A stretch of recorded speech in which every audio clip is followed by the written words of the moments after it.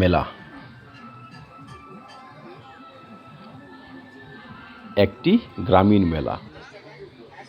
গ্রাম আর মেলা একে অপরের সঙ্গে নিবিড় সম্পর্কে জড়িত বহুকাল ধরে। নমস্কার দর্শক, আজকে আমরা যাচ্ছি বিখ্যাত ঠাকুরবাড়ি মেলাতে। সেখানে 7 দিন ধরে লাগাতার মেলা হয়। তো চলে এলাম গাড়ি স্ট্যান্ডে। আমার বোন, মেয়ে, ভাগ্নি, বোন জামাই, বলতে গেলে আত্মীয় স্বজন নিয়ে গোটা পরিবার চলে আসছি মেলাতে।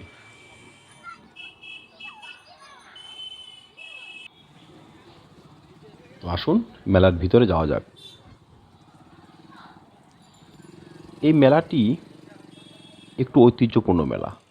তার কারণ এক তো এখানে 7 দিন কন্টিনিউ মেলা হয়, 10 দিন 12 দিনও হয়ে যায় সেটি, কিন্তু বহু পুরনো। কতটা পুরনো সেটা বলা খুবই কষ্টসাধ্য একটি ব্যাপার। দেখুন, এখানে মেলার ঠাকুর মন্দিরে প্রবেশ করার আগেই কিন্তু কিছু প্রসাদী নিয়ে নিতে হয়। এখানে রয়েছেন ঠাকুর,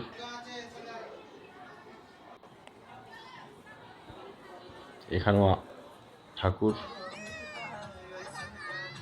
এবার চলে এলাম মেলার কিছুটা ভিতরে।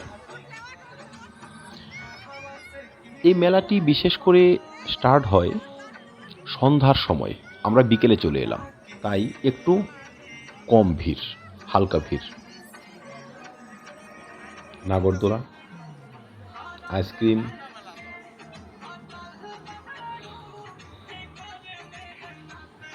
আমার মেয়ে হচ্ছে আইসক্রিম অন্তপ্রাণ, তাই আইসক্রিম দেখার সঙ্গে সঙ্গে দাঁড়িয়ে গেল।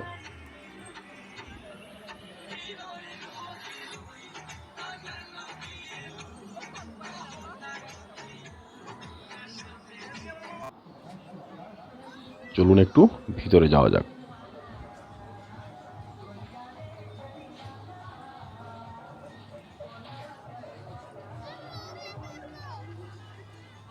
দর্শক, নাগরদোলা আর মেলা, সব ধরনের মেলাতে কিন্তু নাগরদোলা দেখা যায় না। বিশেষ করে পুরনো যে মেলাগুলো হয়, যেটা অনেকটা এরিয়া জুড়ে হয়, সেসব মেলাতে একমাত্র নাগরদোলা দেখা যায়। আর এই ঠাকুরবাড়ি মেলাতে কিন্তু নাগরদোলার খুব নাম। কখনো কখনো আবার দুর্নামও হয়ে যায়। যা এবছর এই নাগরদোলা থেকে কিন্তু ছোটোখাটো একটা অ্যাক্সিডেন্ট হয়ে গিয়েছিল। তো এখানে আছে জগন্নাথ, বলভদ্র, সুভদ্রা। তো অবশেষে চলে এলাম বাচ্চাদের রেলগাড়িতে। আমার মেয়ে তো উঠবে বলে কখন থেকে বায়না ধরেছে। আমি প্রথম ভেবেছিলাম যে এখানে শুধু বাচ্চারাই ওঠে, পরে দেখলাম যে না, বাচ্চা এবং বাচ্চার বাবা মা সকলেই ওঠে। তাই একদিনের জন্য কিন্তু আমরাও বাচ্চা হয়ে গেলাম, উঠে পড়লাম বাচ্চাদের ট্রেনে। দেখুন, ট্রেন থেকে মেলার দৃশ্যটি খুবই আকর্ষণীয় মনে হচ্ছে। এই ট্রেন ছেড়ে দিল।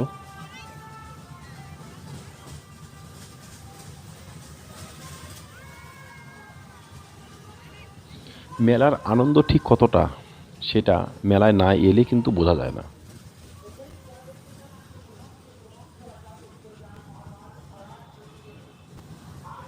এই দেখুন, অবশেষে পৌঁছে গেলাম খাবার স্টলে, যার জন্য এতটা পথ আসা, সেই মোগলাই পরোটা। সকলেই বসে গেলাম একদম বিয়েবাড়ির মতো। সত্যি অসাধারণ টেস্ট ছিল মোগলাইগুলোর। মেলাতে যে এত স্বাদের খাবার পরিবেশন করা হয় সেটা কিন্তু জানা ছিল না, মানে হয় না, কিন্তু আজকে সত্যি দুর্ধর্ষ হয়েছে। আমার মেয়ে তো লঙ্কা ছাড়া চাউমিন পেয়ে খুব খুশি। মেয়ে ভাগ্নে দুজনেই খুব পেট ভরে খেলো।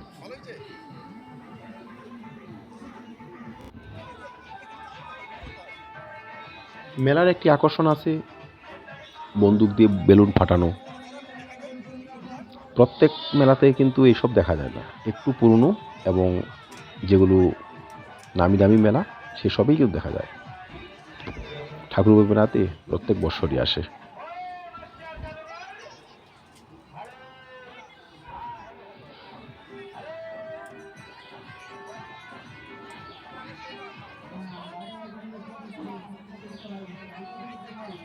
আমার মেয়ে বন্দুক দিয়ে বেলুন ফাটিয়ে খুব খুশি।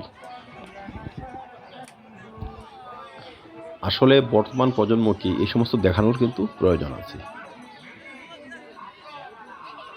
ধীরে ধীরে সমাজ হয়ে যাচ্ছে এখন একঘেয়েমি, বাচ্চারা হয়ে যাচ্ছে একাকিত্বের শিকার। তার জন্য কিন্তু এই সমস্ত ছোটোখাটো অনুষ্ঠান, মেলা, এদের জন্য কিন্তু মানুষের সঙ্গে রিলেশন বাড়ানোর একটি ভালো মাধ্যম নিয়ে আসা দরকার, এমনকি বড়রাও আসা দরকার।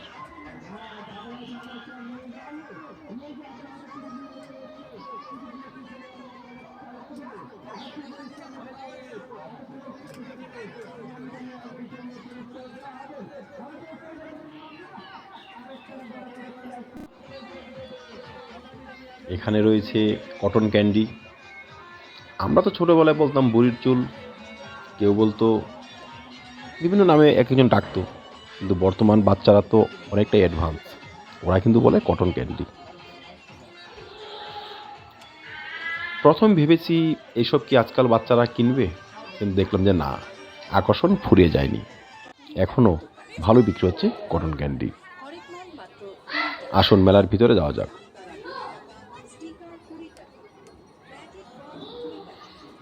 ঠাকুরবাড়ি মেলাটা এতটাই বিশাল যে এখানে আপনি সব ধরনের সব কিছু পাবেন।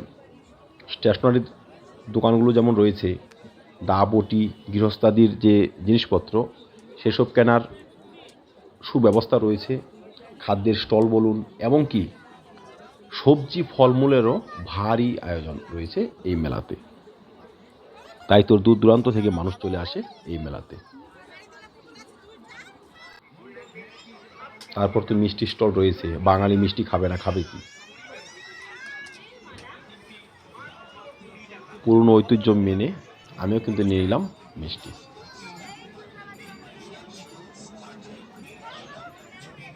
ঝলমলে সব স্টেশনারি দোকানগুলো মেলার কিন্তু অন্যতম আকর্ষণ এরা। তো দর্শক, ফাইনালি বাড়ির পথে। ভিডিওটি ভালো লাগলে লাইক এবং শেয়ার করবেন, চ্যানেলটি সাবস্ক্রাইব করে পাশে থাকবেন। আর আমি বলবো বিখ্যাত বিখ্যাত মেলাতে অবশ্যই যাবেন। ধন্যবাদ।